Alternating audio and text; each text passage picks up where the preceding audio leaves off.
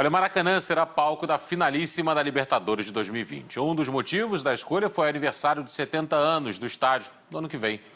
A final da Libertadores desse ano vai ser no Estádio Nacional de Santiago, no Chile, e terá um clube brasileiro, ou o Grêmio ou o Flamengo. Também foi anunciado hoje que a decisão da Sul-Americana será em Córdoba, na Argentina. Por isso, Arthur Covre, do Band News na área, já está aqui ao meu lado para falarmos sobre o futebol. Arthur, seja bem-vindo, boa noite. Eu que agradeço, boa noite. Bom, então vamos falar sobre a escolha do Maracanã primeiro? Sim.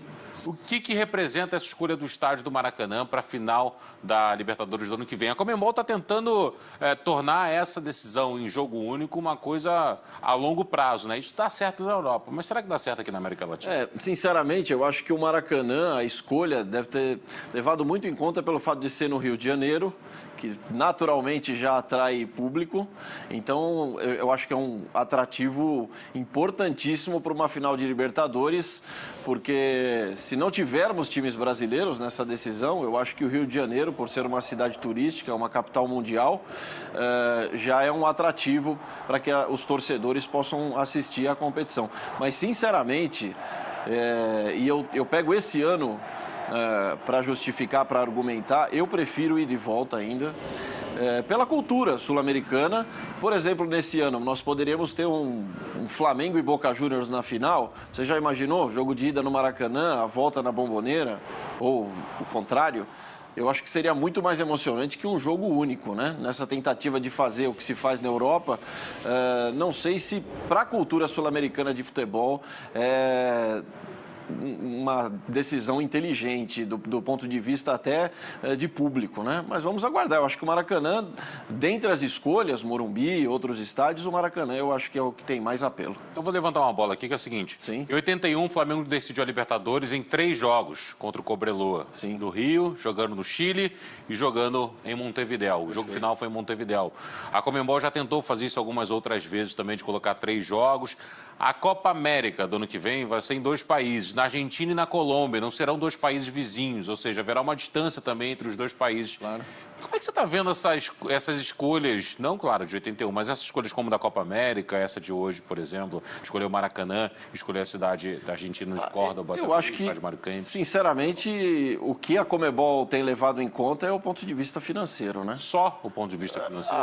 Eu acho. E também testar para ver qual que vai ser a recepção. Esse ano é a primeira vez, né?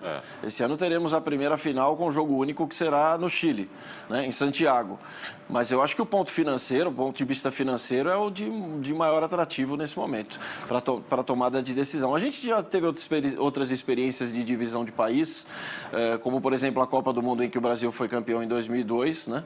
Foram em 2 países, Coreia e Japão, e foi um sucesso. Agora, é outra cultura, né? Do ponto de vista de disciplina, de respeito, acho que não tem comparação com o respeito que se tem com relação ao público japonês e da Coreia do Sul. A Eurocopa também, 2 países. A Eurocopa também, exatamente. Teremos a experiência também agora, Estados Unidos, México, recente de Copa do Mundo, então vamos aguardar para saber como é que vai ser. Bom, vamos falar de Campeonato Brasileiro? Vamos, tivemos 3 jogos hoje, o complemento da 26ª rodada, começando na Vila Belmiro. O Santos começou perdendo para o Ceará. Um golaço do Lima, chutaço de fora da área, mas depois o Santos acabou no segundo tempo. O primeiro tempo do Santos foi muito ruim. Né? Se a gente comparar com o que o Santos jogou contra o Palmeiras, irreconhecível, mas no segundo tempo, Carlos Sanches brilhando muito, jogador uruguaio, 2 assistências, 2 gols, e o Santos conseguiu essa virada ainda na 3ª posição, só que 10 de diferença para o Flamengo, 2 pontos de diferença para o Palmeiras, que é vice-líder, né? E o Palmeiras são 8 de diferença para o Flamengo, que sinceramente eu acho muito difícil tirar esse título das mãos do Flamengo. 8 pontos é muito, muito ponto. Eu fiquei confiante em você, hein? Não, é que o Flamengo não oscila, né? O Flamengo não, ele entra mesmo com vários desfalques, Arrascaeta, jogadores importantes, e o Flamengo consegue ganhar, ganhando Fortaleza. Então, vamos aguardar. Eu acho que é muito difícil tirar. Tivemos também Avaí 0, Internacional 2, o Internacional chegando ao G6. E também tivemos a vitória do Atlético Paranaense para cima do Flu no Maracanã, rapaz. E o Fluminense começou vencendo e depois levou a virada. Então, péssimo resultado para o Fluminense, quebrando uma sequência positiva do Fluminense. e agora a gente tem que aguardar para saber qual será a consequência, a principal consequência para essa derrota, com relação a essa derrota para o Flu. Nessa quarta-feira, eu conversei com o Luiz Teixeira, seu companheiro dentro do Band News na área, da rádio Band News FM, sempre de segunda a sexta-feira, entre 10 e 11 da noite, e perguntei para ele sobre a situação do Cruzeiro. E eu queria te perguntar sobre o Fluminense e estender essa pergunta o seguinte: você acha que um grande cai esse ano? Um dos dois, talvez? Com relação ao Cruzeiro, que conseguiu a primeira vitória sob o comando do Abel Braga, na 25ª rodada, se eu não me engano, apenas 2 clubes na situação do Cruzeiro conseguiram sair do rebaixamento. Conseguiram se safar do rebaixamento. Um dos clubes, o Fluminense. E depois, se eu não me engano, o Atlético Mineiro.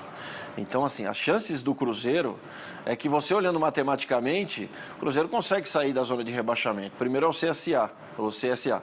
Então, a gente tem que aguardar para saber qual vai ser o comportamento do Cruzeiro a partir de agora com essa vitória. Será que é o começo de uma arrancada? Os times no Brasileirão têm oscilado muito. A gente vê o Palmeiras, o próprio Santos, e são times da parte de cima da tabela, que teoricamente não tem tanta pressão assim, né? Não é a mesma situação dos times de baixo da tabela.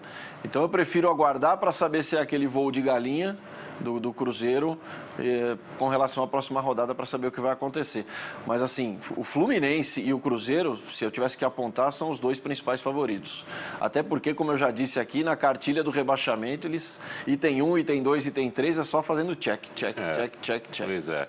Isso é o Fluminense que eu estou pensando, o Fluminense do Cuca, né? Aquele Fluminense que foi conhecido como time de guerreiros. Sim, né? Que conseguiu uma recuperação extraordinária, histórica.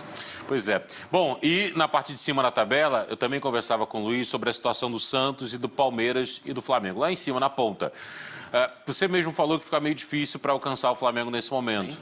Mas você acha que a Libertadores está bem ali entre os 3 clubes e quem briga por fora ali? Corinthians, São Paulo e talvez mais quem? O Corinthians, sinceramente, o próprio Fábio Carille, num momento sincerão, né? Que é incomum para um treinador de futebol, por expor situações que pode gerar um certo descontentamento internamente no clube. O Corinthians não tem jogado futebol para estar no G4, sinceramente. E o São Paulo também tem vacilado muito. Então, eu acredito que até o Internacional consiga ultrapassar esses 2 concorrentes. Mas G6, sinceramente, né? Antigamente era G4, tinha uma briga ali mais emocionante. G6 acaba entrando muitos clubes para disputar Libertadores. Eu, sinceramente, acho que não vai mudar muito esse quadro, não. Mesmo que o Internacional consiga ultrapassar Corinthians e São Paulo, eu não vejo nenhum intruso até a reta final de campeonato. Eu acho que são esses 6 que estão hoje. Antes de encerrar, eu queria chamar um depoimento do Jorge Jesus, o técnico líder do Campeonato Brasileiro, técnico do Flamengo, que falou ontem, depois do jogo, falou nessa quarta-feira, depois do jogo contra o Fortaleza no Castelão, e deu uma palavrinha sobre a liderança do Campeonato Brasileiro. Vamos ver. Eu já vos disse, a minha cultura não é essa. A minha cultura de treinador não é essa. E eu provo domingo a domingo, não sou eu que provo, os jogadores do Flamengo é que provam. O que é isso? Descansar. Descansar. Isso não existe, não é? Descansar os dias que a gente tem, até domingo temos quinta, sexta, sábado para descansar, domingo para correr. Por que ele está falando isso, Arthur? Porque no fim de semana tem clássico, tem Fla-Flu pelo Campeonato Brasileiro e semana que vem tem Libertadores contra o Grêmio. Você acha que ele está certo em não poupar jogadores? O Flamengo já vai desfalcado, sem Arrascaeta e talvez sem Rafinha, que está fazendo um tratamento ainda. E sem o Diego também, né? O Rafinha hoje já deu uma animada na torcida do Flamengo. Eu acho que ele deve voltar para o jogo da Libertadores, até porque a lesão é na face.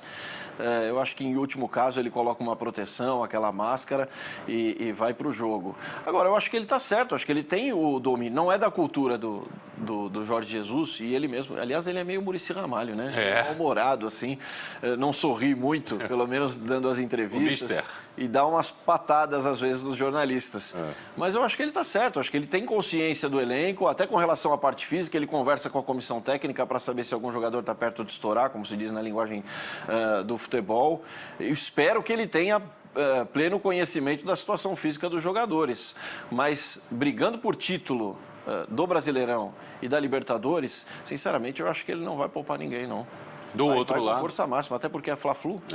Jogo importante. Pois é. E o Fluminense, do jeito que você está falando, né? Precisando ganhar de tudo quanto é jeito. Sim. E do outro lado, Renato Gaúcho, que falou ontem uma coisa interessante. Ele falou que o futebol brasileiro está morrendo. O que você achou dessa declaração do Renato? Eu acho um pouco forte. O que ele quis dizer é que apenas 4 times estão jogando futebol para ganhar ou com o ataque como prioridade, né? O próprio Grêmio, Santos, Atlético Paranaense e o Flamengo, obviamente. E ele tem razão.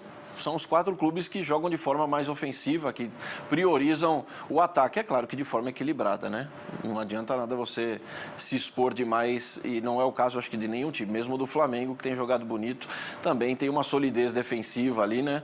Com os 2 laterais, mesmo o Rafinha e Felipe Luiz lesionados, mas a dupla de zaga se acertou ali com o Rodrigo Caio. Rodolfo, quando entra, que é reserva, também tem dado conta do recado. Então, assim, eu acho que ele tem razão. Eu acho que são os 4 times que têm uma proposta mais ofensiva, né? Ao contrário do próprio Palmeiras, que procura fazer os gols, mas tem encontrado muitas dificuldades, depende muito do Dudu. E os outros clubes têm mais medo de perder do que de ganhar. Não é o caso do Grêmio, muito menos do Santos e muito menos do Flamengo, né? E só para ficar o registro aqui, o Bahia comemorou muito a vitória contra o Grêmio na Arena do Grêmio, porque foi a primeira vitória da história do Bahia jogando em Porto Alegre, jogando na Arena do Grêmio contra o Grêmio. Mas talvez ele também tenha feito essa declaração porque justamente acabou tropeçando, né? Agora, o Bahia tem todo o direito de jogar como jogou. E venceu. Ou seja, deu certo a estratégia. Já está na primeira fila. Chorar não custa nada também, né? Pois é. Arthur Cubre, sempre um prazer. Boa noite. Eu que agradeço.